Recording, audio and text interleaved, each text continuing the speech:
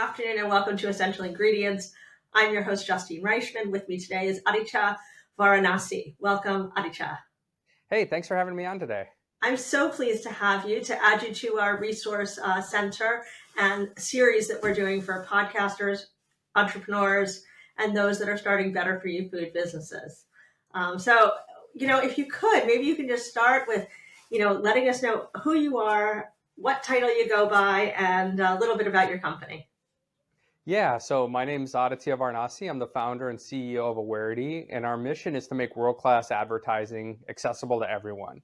And my background is I graduated from college with a bachelor's in chemical engineering. I worked in research and development at Frito-Lay, which is a subsidiary of PepsiCo, for several years. Got my MBA while I was doing that. Got my MBA in large part because that was the first time I'd been exposed to marketing, and I really loved the marketing side of things.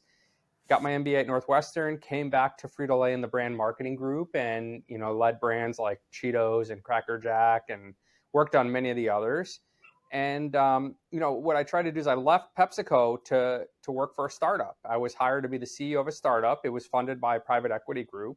I thought, hey, I'm going to try to do the same thing that we did at PepsiCo. We have some top of funnel awareness building, invest in some middle of funnel, engagement, and then look at the bottom of the funnel and say, this is where you really get people to convert.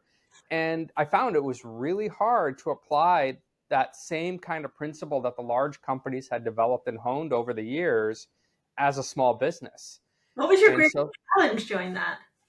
I think the biggest was building awareness. When you think about it, when you say, what brands do I see on TV or on billboards or on the radio, it's generally these big national brands that have budgets to do Big budgets. And if you're a local business, let's say you've opened a Better For You restaurant in a high income area, it's a high end, restaurant, and you're trying to reach new customers. Well, if you try to advertise on cable, you're advertising across the entire metro area. Right. And so you're going to spend a lot of money reaching people that might not be your ideal customer at that restaurant. They may be too far. They may not be interested in Better For You. There's a host of factors that could indicate they're not the ideal customer for you. So TV doesn't work. And then you end up spending a lot per month to just get access. And maybe only 10 to 15% of your budget's actually reaching the people you want to reach it. If you put up a billboard, you could be a little bit more targeted.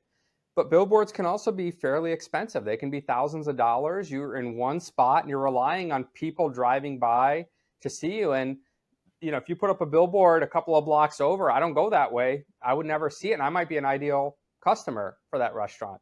You could buy radio, but again, radio is done at the market level. Right. And so it can be expensive and a little bit less efficient. A lot of these businesses used to rely on print because newspapers could say, hey, for this neighborhood, we're going to have this edition. But print is no longer reaching people the way it used to. And so that's not an option. So what do people do now when you have a startup and you have a limited budget and limited resources, but you want to be as efficient and as effective as possible? Most of these businesses are pouring their dollars into Google search and Meta social. And those are great channels. They can be effective, but they have two problems. One is in search, you're only reaching people when they're actively looking for you. So if they don't know you exist, they're not looking. Like take the restaurant example. My wife and I might look at each other at 4:00 on Thursday or Friday and say, hey, where do you want to go tonight? And the restaurants that are going to come to mind are either our favorite places or something new we saw that we thought might be interesting to try. Mm-hmm. How do you get into that? I'm not searching for the new restaurant if I didn't think about it. I'm only searching for the names that came to mind. So that would never show up in a search query. If you relied on social, you might reach her, but you might not reach me because she's spending more time on social. I'm spending less time in the Facebook ecosystem. And so generally less than half of social media users are on the platforms daily. So your ability to reach all of your target customers is limited and the costs continue to go up. But that's what they're doing because that's really their only choice. And that's really why I started Awarity, is we can reach more people than search and social, do so more affordably, but still be hyper targeted so that it's incredibly efficient to focus that advertising to people that might fit your ideal customer profile. So let's say we're a startup and we come to you and it's very grassroots. There's the founder and then there's a couple part-time people because that's how you get things going, right? And you want to start to get some brand awareness. First, Yeah. let's start with what kind of budget do you think you need? Like, Well, can you start as what's the smallest you can start at to have an effective campaign? Obviously, results differ and right. expectations will differ. But if somebody was to come to you, is what's too small of a budget? Well, I think it depends on what you're trying to accomplish. And I'm not avoiding the question. It's kind of like what car is best? Well, one car goes 0 to 60 in under 3 seconds. Another car can carry 8 people and they might be dramatically different Of prices. course, yeah, of course. And, And and let's so I think it comes down to what are you ultimately trying to solve for? So if you're a nationwide brand and you can appeal to the masses, you might have to spend a lot of money to truly build a brand. Good advertising comes down to 3 things. Reach. Are you reaching the right people and how many of them are there? And are you reaching enough of them? And that's where budget really comes in. Frequency. How frequently are you reaching them per month? You don't need to reach them 15, 20 times because you're going to reach a point of saturation where you get diminishing returns. You don't want to reach them too little because if they see your ad once a month, it's probably not going to stick. And then the third is, are you presenting a compelling message? And so what I always tell people when they ask the budget question is think about who you want to reach and let that shape it. And when somebody comes to us and says, hey, I want to advertise nationwide, but my budget is $500 a month, we help them narrow down and say, who's your target customer? And we may do something like isolate zip codes that fit the consumer profile. So if they say our product is tailored to the Hispanic community, as an example, and it's something that we derive from Mexican cuisine. It's something that's missing, and we want to advertise to the Hispanic community. What we'll do is we'll identify which zip codes have the highest concentration of population within the Hispanic community, within the income parameters that tie to the pricing, and say, why don't we start here? So instead of trying to advertise all 40,000 plus zip codes in the US, let's start with these 200. And based on the population there, that's a much more palatable budget. And we can see if we're winning where we think your target consumer is most likely. Now, the other caution is when you're a startup, and I can say this having been through a couple of startups, you don't always know. The market's going to ultimately bear. dictate. When I started this business, I thought our target customer is going to be those businesses generating less than $500,000 a year in revenue. I said, we can really help those businesses that don't have a lot of cash. But what I learned over the course of a few years is a lot of times those businesses may be better served with different forms of marketing, like networking, utilizing their network to reach people, so the people that they know, but going to Chamber of Commerce, joining B&I groups, different things like that drive that trial, and then start to build what your sales messaging is through those conversations, what your key points of distinction, learn from the service model. Then when you know what's that one thing I can tell someone and they know they've got to have our product, that's when you might be ready to start thinking about advertising. And so a lot of times for a startup, you'll want to even look at more grassroots type of efforts that just require time and energy when dollars are limited and resources are limited. Focus on time and energy, see what resonates, and let that drive what your ultimate marketing strategy is. Yeah, and I think that's when you're talking about startups, people are very scrappy. And I think Right. that falls into that bucket of being scrappy and trying to make everything happen within the confines of, whatever that budget is for yourself. So that's why it's a smaller team. It's, doing more grassroots initiatives. It's going to do more networking, but looking at the ROI on that, because if you're going to fly somewhere and stay in a hotel, you want to make sure that those endeavors are well suited. But plenty of Absolutely. local stuff to be done. And I remember when it all started like 100 years ago, like on Craigslist and Right. posts on it, right? Do you remember? I don't know. I might be Yeah. dating myself, but No, I remember those days. right, It Craigslist. wasn't scarily, it wasn't that long ago. Well, it was before 2000 Yeah. because I was where was I? At Milady's on 9/11, and I met Craig. Wow. So that had already existed. So I don't know exactly, what the year was, but I do remember that I had met him literally just sitting at the bar. I feel like that was peak popularity in like the early 2010s. Like it grew from there. and just expanded and expanded. That used to be where you used to go for a lot of things up until maybe five to 10 years ago. I mean, I remember everything from selling stuff in the house to, Yep. looking for rentals if you need, or somebody was looking for something. Um, it was a great resource, and you got a lot of eyeballs. If you put something up there, it was sure to be seen. And Yeah. to that end, I don't know, people don't seem to be doing this as much, but there are a lot of community email lists that go out and have a broad audience. And you can often catch a break there and get people, whether it's polling, whether it's seeing what they like. I don't know. That might be old school. I might be dating myself again. I don't know how many of those still exist. Look, I think at the end of it, you got to see what resources are available to you, especially when you're a startup, and to your point, be scrappy. So like, I'll take our business, for example. First off, I thought we would tailor to smaller business. So we did a lot of those. We joined the Chamber of Commerce. We went to a lot of networking, went to various network events. And let's be fair, we grew our business through that.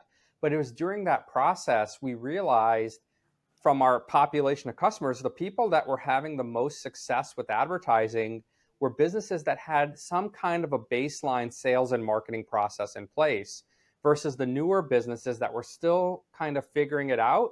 They Mhm. appreciated what we're doing. They said it was a tremendous value, but they were not able to reap the full benefit of advertising because their sales and marketing process was still in development. So we might be driving a ton of new people to their site, but they hadn't quite honed their messaging and the customer experience flow to help pull them through to conversion. And so advertising yielded a lower, it's not just Awarity, any advertising would yield a lower ROI versus folks that had that baseline. That new web traffic was being curated and cultivated, and they had follow-up process, and ultimately they were getting a larger percentage of them as new customers. So that led us to say, okay, that learning, we need to now start talking to businesses that maybe have that more established process. And it changed not just our targeting, but the messaging about what we do. It moved away from a, hey, we're affordable to everyone, to we can help throw gasoline on your sales and marketing process and really light the fire.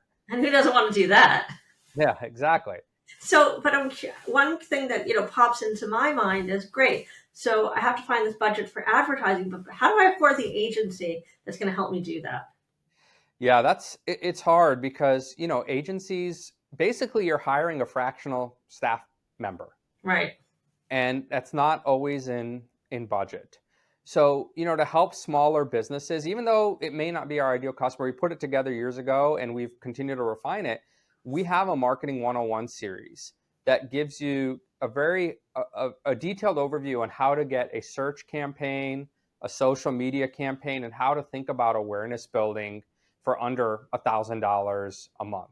And we don't recommend people spend all that money with us. You need to have a balance across your different channels so that you're meeting the customer along the way. The way to think about a good marketing strategy is that customer journey from awareness to purchase goes through lots of twists and turns. Mhm. Good marketing meets them where they are along the way and provides them the information that's most helpful to them at that stage. So as an example, like take a car commercial.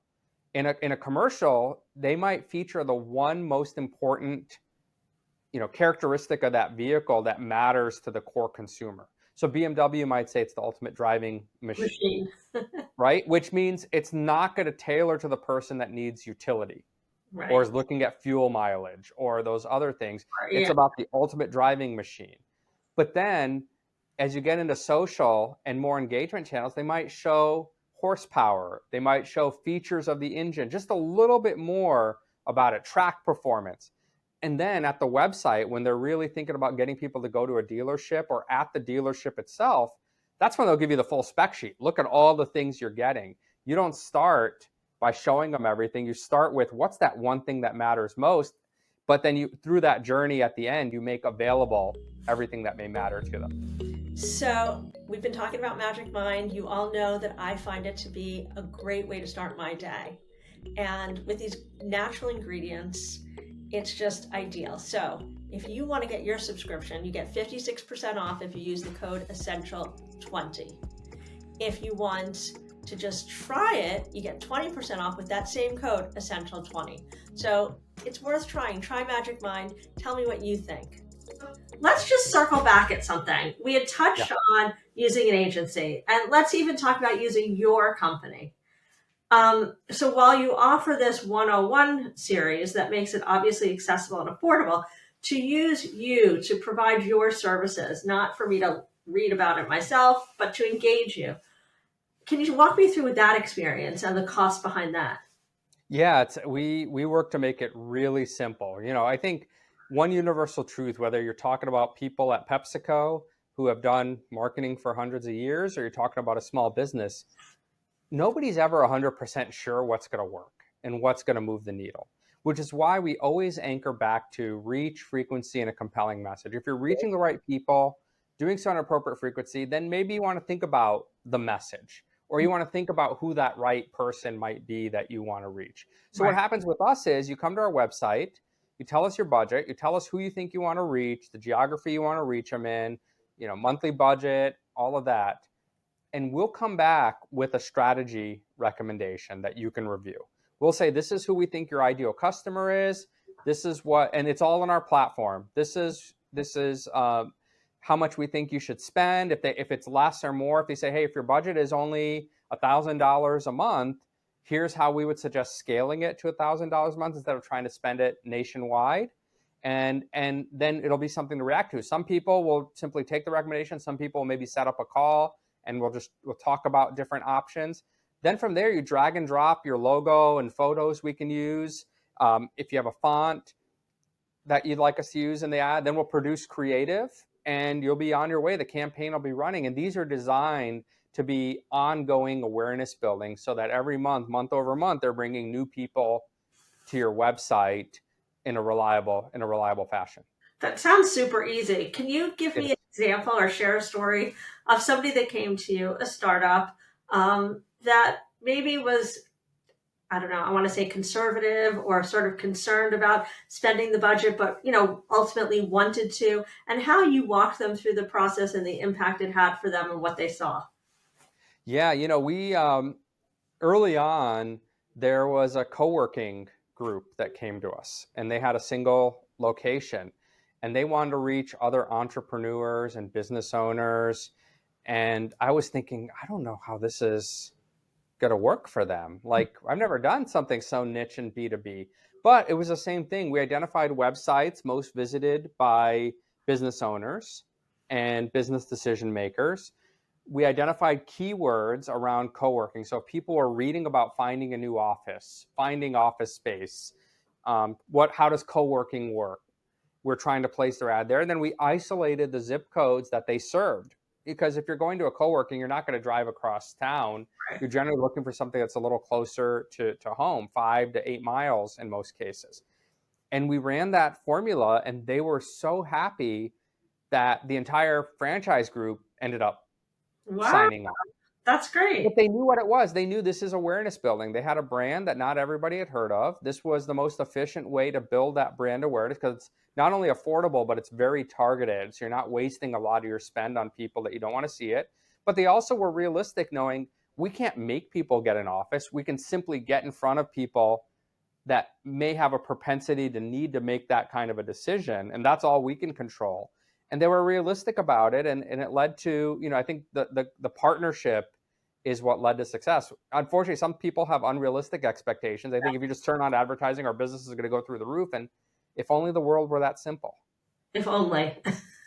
If only. So, I often think about it, we are a startup, a small startup. We're lean and we're very scrappy. But, for me, when you turn a business, when you create a business from the ground up, you often go from scrappy to strategic and scrappy.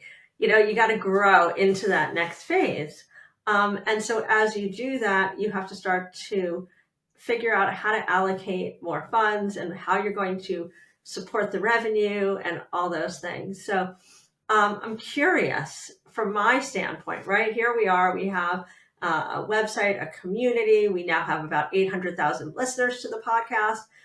For somebody like me that wants to get their podcast in front of people, they can use this episode as an example, right? Where we might get a few thousand listens in 1 week. Let's just use that for an example. I don't know, or in a day, right? by using the advertising, right? Yeah. And targeting our community, founders, investors, people building better for you food businesses.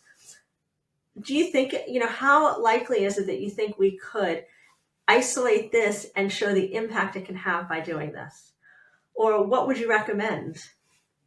No, look, I think we'd have to make sure we're aligned on your goals. If it's building awareness and getting new people to the website and building recognition for the brand, I always tell people the worst thing that we can do is when somebody searches, they're more likely to click on your ad because they've seen your name before. Mm-hmm. That's a good way to think about awareness versus the other names they don't recognize. And ever since we started advertising our brand, even in the early days, there are people I never met saying, "Hey, I've heard of you guys somewhere before." It's like, yep, that worked. But people will never attribute it. Nobody's ever going to say, "I saw an ad and I came to you." Right. It's They never said. Familiarity, right? That's why people think celebrities are their friends. Right. Absolutely. I know that So absolutely, but I would want to make sure that the budget, the economics make sense. And the other thing I tell people is when they say, "Well, what should we spend?" I say, "What are you comfortable spending over 6 months or a year?" Because I would rather you spend less and do it for a longer period of time than put your entire budget into 1 month and expect overnight results. Because at the end of the day, we're trying to change people's behavior. And I don't know if you've ever tried convincing anyone to do anything personally, that can be hard, let alone through advertising. And so time is an asset. Giving it time for people to see and think and let those needs arise over that time period, you're more likely to have those need states arise the longer you give it. So as you've created and pivoted and changed your offerings, what's the most revolutionary thing that you feel you're offering right now for new businesses or people that want to do advertising? Yeah, I think we're making advertising simple, but still keeping it hyper efficient and the most affordable advertising platform in the world. So you combine the three: easy, efficient, affordable. And I think that's where we're revolutionizing things. But I will tell you, one learning I've had is how important measurement is. Mm-hmm. And so we're continuing to invest R&D into marketing mix models, advanced analysis of clients' Google Analytics, and automating that into our platform so that they can start to see the impact beyond just impressions, but start to see, because what happens is over 98% of conversions that we've tracked for our clients, for clients that have online like sales that we can track, they actually follow an impression, not a click. People don't click on ads very often, No. but they see the ad, it sticks in their mind, and then they act on it when they're ready to act on it. How do you get credit for that? And so running advanced models is a way to showcase the impact. And so we're actually developing some tools that'll be baked into our platform that had generally only been reserved for Fortune 500 companies that have huge budgets, but we're going to make it a part of our advertising platform at no additional cost. That's exciting. That's really, Yeah. really exciting because I think, one of the things we really try to do and that we're trying to do with this series is find vetted resources for people to be able to grow their business. And some people have greater access and some people have more knowledge because they've done more startups. But this is really a place to pool all those resources. Let people know we've looked into them, they've been referred to us, we've used them. And it gives people just a little bit more faith in them. And they know that other people have looked into this. And Yeah. having something like this, where you're now going to be able to incorporate something that wasn't accessible to those younger companies, is really going to, I think, change what people have and allow them to grow in a new way. That's the goal. I mean, I think that's amazing. So is there one client that you can share, or, a story that you can share of somebody that came in and used your services and it just went gangbusters, or, it was pivotal and changed their place in the market where they were because it was done smartly and with you and thoughtfully. I won't give a single client, but I'll give kind of a channel of clients. Okay. Was minor league baseball. Wow. So, these minor league baseball teams, we might look at them in our towns and say, wow, these are big businesses. they're actually small businesses. They're small local businesses that don't have the massive budgets you would imagine.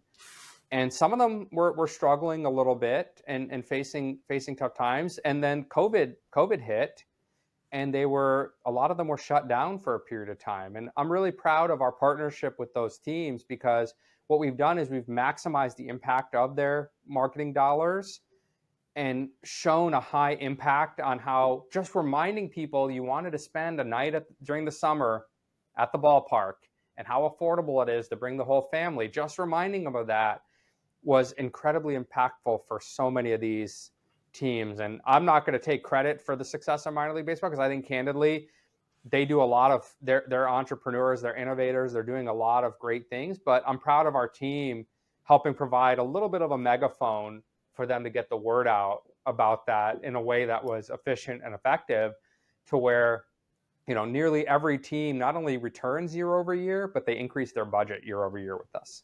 That's amazing. I appreciate you sharing that story, because I think it allows it to be tangible for people that are looking into this. And so I like to share those stories. So if there was one important thing that you could tell somebody to take, one important lesson or thing to do to take control of their advertising, to be able to amplify their message, what would it be? I would say, I'll say two if that's okay. But on the advertising and message, keep it simple. We're exposed to thousands of ads a day. I've seen the number 4,000 to 6,000. I read an article this weekend that said it was 10,000. We're exposed to a lot of advertising a day. And the ones that resonate with us consciously or subconsciously are the ones that we can digest. And we can digest it because it's meeting us where we are. It's addressing a need we have, and it's presenting a solution we can, without thinking, understand. And I think a lot of times as businesses, we want to share everything we're doing well, because there's so many things we're proud of that we've worked on. But for the consumer, a lot of times when you're building words, it's just that one thing that you need to stick out. And it leads to the second point, which is related to the first: stay consistent with it. These things don't happen overnight.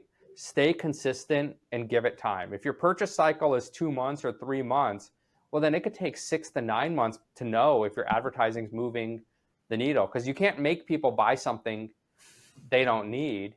But if you give it enough time, you can start to see the macro trends on how that's moving the needle.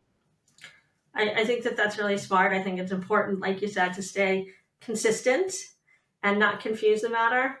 The more you can get that same message out, the more I see it, I'm like, oh, that was familiar. I've seen that before. You start to recognize it. It's familiarity, I think, is so important. So, as we wrap things up, my last question to you is, are there any hard-hitting statistics that you know of about the impact of advertising for small businesses? That's a good one. I saw one. I'm trying to think of the most hard-hitting. I'll give you one. Connected TV, that's something we offer. Mm-hmm. It's now leveled the playing field between large and small advertisers. Over 80% of households are now streaming. 80%, all generations. And so instead of relying on just cable, with connected TV through Awarity, and there are others that offer something somewhat similar, you can actually advertise down to the zip code. And you can make sure your TV commercial, so you and your neighbor could be watching the same streaming program, and you'd get different commercials based on the profile of your house. And so it's a way to be get the impact of TV, but get the efficiency and hyper targeting of digital all in one bundle. And with now over 80% of households streaming, you can reach almost anyone this way.